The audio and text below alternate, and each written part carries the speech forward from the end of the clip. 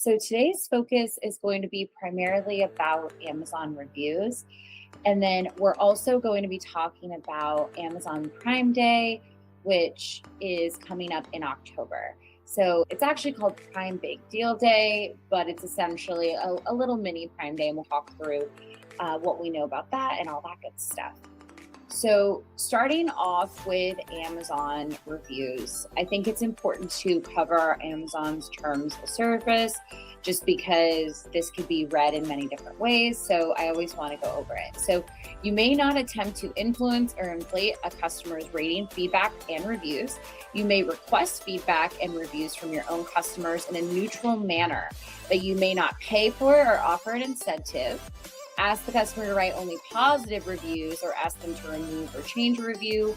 You cannot solicit reviews from customers who have had you cannot solicit reviews only from customers who have had a positive experience, and you may not review your own products or a competitor's products. So I think that's important to note, something that I think it's good for all of us to circle back to pretty consistently, just to make sure that we are on the same page, we understand what is going on. So Amazon review rules. So only Amazon customers can leave reviews. You cannot ask your Shopify customers or other audiences to leave reviews without purchasing through Amazon. You cannot review your own products, like I covered in that last slide. Reviews cannot be incentivized. You cannot ask a customer to remove or change a review. Leaving a negative review you cannot leave a negative review on a customer's listing, all of that good stuff. So Amazon's terms of service are getting changed all the time. And we do recommend that you read it yourself and basically assess the risks yourself to make sure you are TOS compliant and do these strategies at your own risk. You can find this by searching for it within Seller Central. So that's something just important to note, as Amazon has gotten more strict with their Amazon reviews as of late. So core review strategies. So Amazon Vine is one of those core strategies we would recommend that everybody uses, especially when getting started with a product. It can get you up to 30 reviews. So what that means is if you have 5 organic reviews on your listing, Vine can only get you 25 additional. So you are not able to just submit 30 and get 30 reviews back. It does take the organic reviews into account. And basically, if you're gaining organic reviews, it does take away from the Vine reviews you're able to get. It is $200 per parent SKU. So for example, if you are selling maybe sunglasses and you have multiple different colors or something like that, if you submit them and the variant is for all the colors, you can only get 30 reviews across all of the variants of the colors. So that's one thing to keep in mind. $200 per parent SKU is the current price as of September 2024. There are different tiers to it. So if you don't want to do 30 reviews, you could go for, I believe it's $75 if you want to get between, I believe it's 5 and 10. And then I think 0 to 5, or maybe 0 to 3 is free. So there are different layers. If you don't want to do 30, you can do that. And there are different price points for it. When you are signing up for Vine, which is located under the advertising tab, it will ask you, are you sure you want to do this? You will be charged X amount. So it is something that they will warn you about, but something to keep note of as you are launching products, something to budget for. We highly recommend running this when launching new products. If you are in a situation where Vine is leading to negative reviews, you are able to cancel that program as well if you would like to. So that's something to keep in mind. A lot of brands ask us, what's the risk with Vine? Are they going to leave harsh reviews? Realistically, I always like to frame it, if your product is good and it's doing what it's supposed to be doing, we shouldn't be afraid of Amazon Vine. They are customers like any other customer. If anything, I would say their review ends up being more detailed. So a lot of the times they'll have videos, they'll have images, things like that, which most of the time is a good thing. But if your product is not doing what it's supposed to do, there is that potential that there could be negative reviews from it. But I don't feel like a Vine reviewer is more likely to leave a negative review than a regular customer, if that makes sense.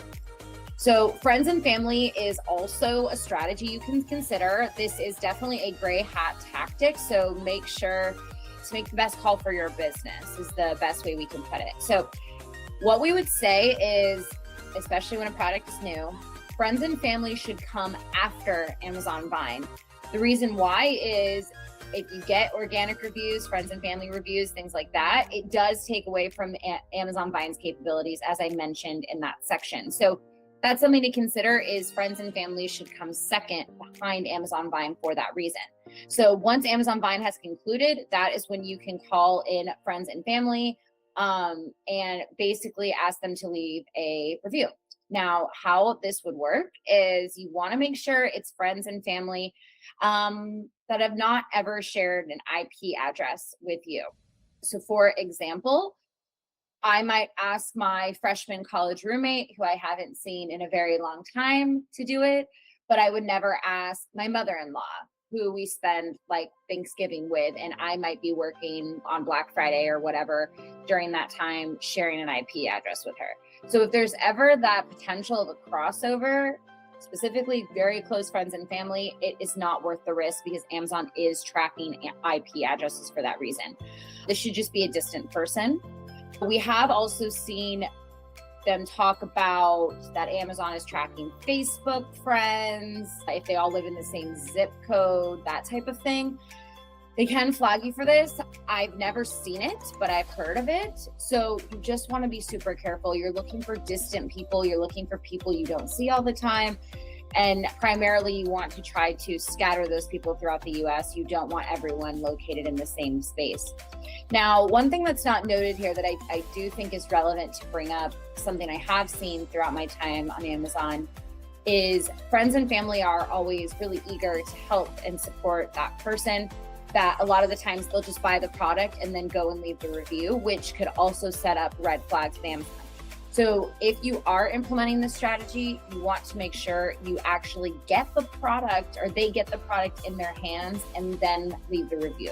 They should not be leaving the review before it gets to them at their house. Now, moving away from friends and family, there is also request a review. So this is located within each order ID. So once you're within an order, on the right-hand side, there is a button that says request a review. Now, obviously, if you've got hundreds of orders coming in per day, that could be a little tedious. So you are able to use the Helium 10 or Jungle Scout Chrome extension, where you can request a review on the entire orders page as opposed to clicking into each individual order. Now, we suggest doing this at the 2-week or 3-week mark, giving the customers time to try out the product. Now, what I will say is if your product is reliant on results, so if it's a supplement or like a hair serum that helps with hair growth or anything like that, something that takes time and doesn't have instant results, try to get as close to that 3-week mark as possible, because you're able to do this from 5 days after purchase to 30 days after purchase. So we do want to make sure we're requesting a review in the proper time frames. So what I would say is request it later in the month if you have a result-driven product. So that way it gives them as much time as possible to try out that product and hopefully see the results that they're looking for. Now, additionally, there is the review dashboard. This is going to be located in the brands section for those of you guys that are brand registered. And basically with this, you are able to reach out to anyone that has left a 1 to 3 star review. So the options for that are to either offer them a refund or provide customer service. So we suggest using the customer service template, since this can lead to the actual conversation with the customer as opposed to the refund. Usually it's just a refund and they move about their day. Our goal is we want them to talk to us. We want to try to come up with a solution that hopefully they change the review.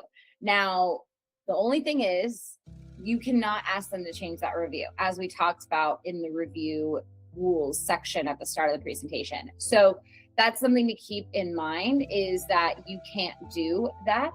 So all you can do is your very best, give that best customer service possible, and hope that they change it on their own.